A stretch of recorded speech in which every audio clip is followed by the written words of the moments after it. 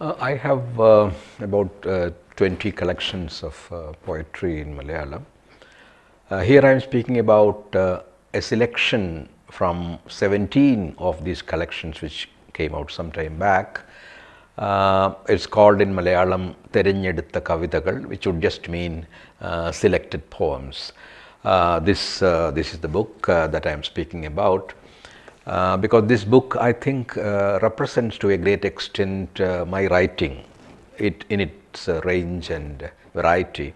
It also, in a sense, shows the evolution of my poetry from at least from 1965 onwards to the present. So that way, I could say that it sums up what I am and what kind of poetry I have written and what kind of influences I have had as a poet on me, and the way that people have responded to my poetry in all its different forms. I began writing quite early when I was a school student, but of course I don't take that poetry seriously. Only in 1970, when my first book of poems was published, I began to think that maybe there is something in me and I should be pursuing poetry much more seriously. That first book was called Suryan, or Five Suns, that would be the meaning. That was the title poem of the first book.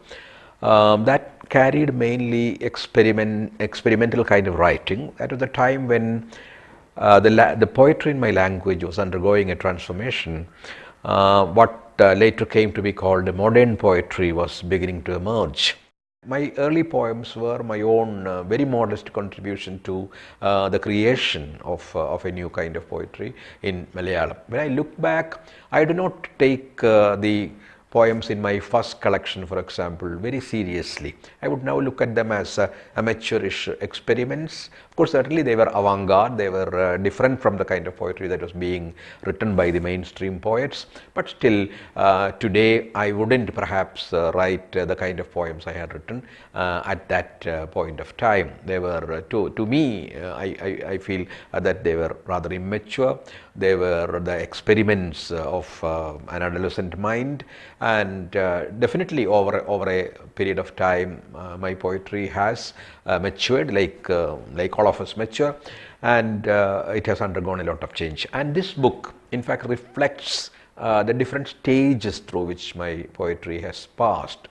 There was a breakthrough that happened somewhere in the 1960s, behind which there were major poets like Ayyappa Panikkar and N.N. Kakkad, who had a profound impact on my poetry in the beginning. Often meters were given up, or sometimes there were experiments in free verse, new kinds of meters, even in prose, in various kinds of tones at the formal level.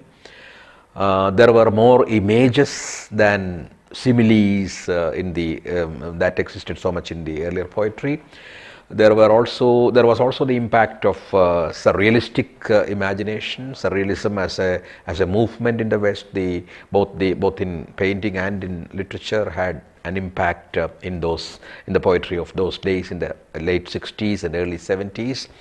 And we were all impacted also by whatever we read in those days, like Rilke or Eliot or Baudelaire or Mallarmé, a lot of French symbolists and English new poets, including W.B. Yeats. So it was a time when we were influenced a lot by the West in some sense. At the same time, we were trying to reinvent our own traditions in new ways.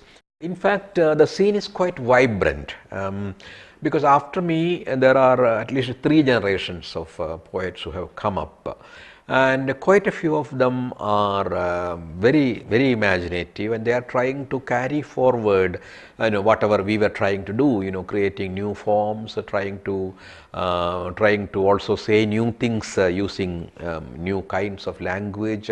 So there is a kind of continuous growth, and I keep not only reading them, but I have edited many anthologies of poetry where I give a lot of representation to the younger poets. I did an anthology for the National Book Trust during their Jubilee, and where in fact 80% of the poets were below 40, and most of them below 30. And I have been translating a lot of young poets into English. At least some 40 poets I have translated. So I find that the scene is really vibrant. Of course, it is not yet time to finally judge the youngest generation.